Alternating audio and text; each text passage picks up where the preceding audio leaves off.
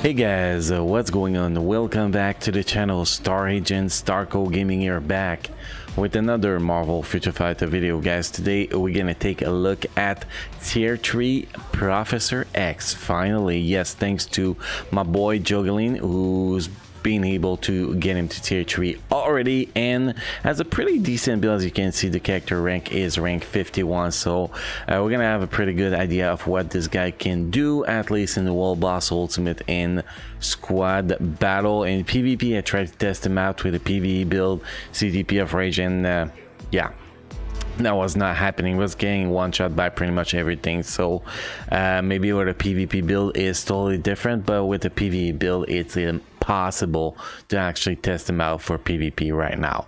So what we're gonna do in this video is pretty simple, guys. We're gonna go through the build, the skills, and all that. Then we're gonna jump in the gameplay section where we have a body mod stage 99 and a squad battle. So let's get started with the build here.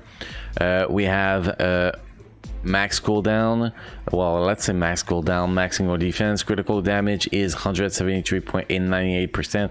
really hard to max that max critical damage with the CTP off Rage without a uniform on the characters, definitely. Max critical rate, max dodge rate, attack speed 122%.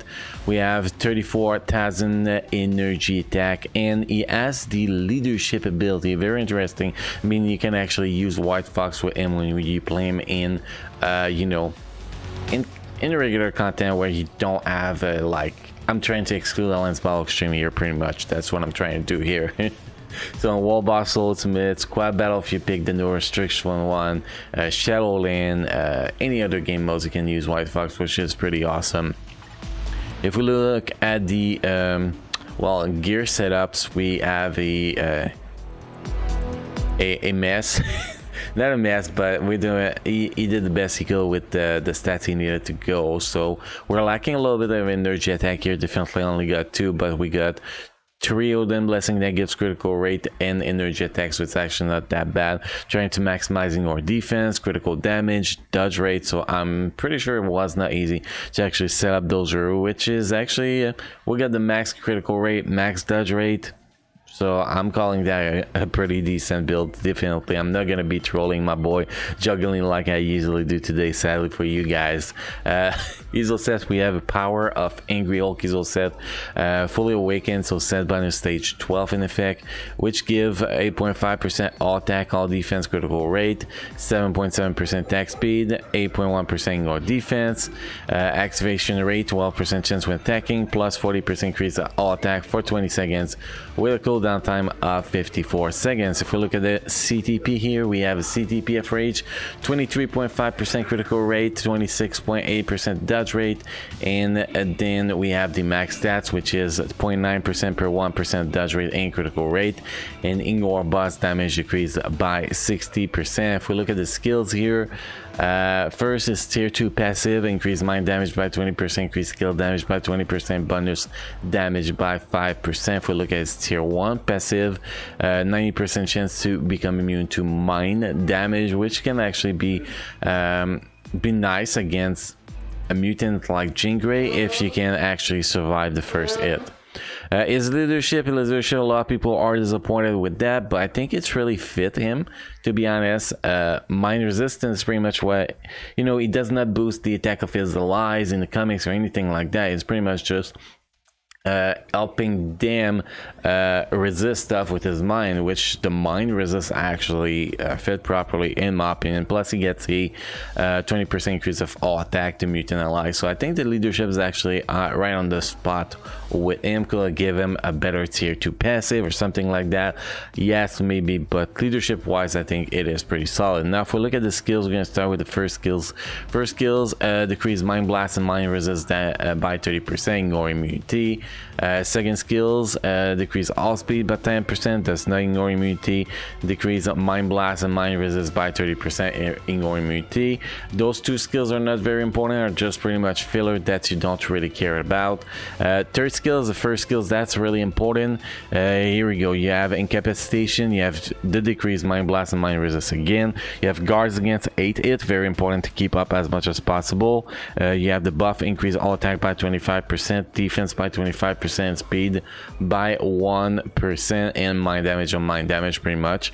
The fourth skill, incapacitation again, the decrease of mind blast, mind resist again, and then the mind resistance down stack up to 40%. It's not that high, but still increase your damage a little bit, obviously. And then you have the fifth skill. The fifth skill is accumulated damage on damage dealt and not damage taken. Don't mistake this one, guys. It's based on damage dealt, so the more damage you do after this ability, the more damage you're gonna do, you know, coming forward, and you try to keep that damage accumulation up at all time. Plus you get invincibility 5 seconds, you get max HP recovery 15%, you get again the decreased mind blast and mind resist, you do mind control the target, you do silence the target, and fear the target, and you remove active buff from the target. This is a very strong skill.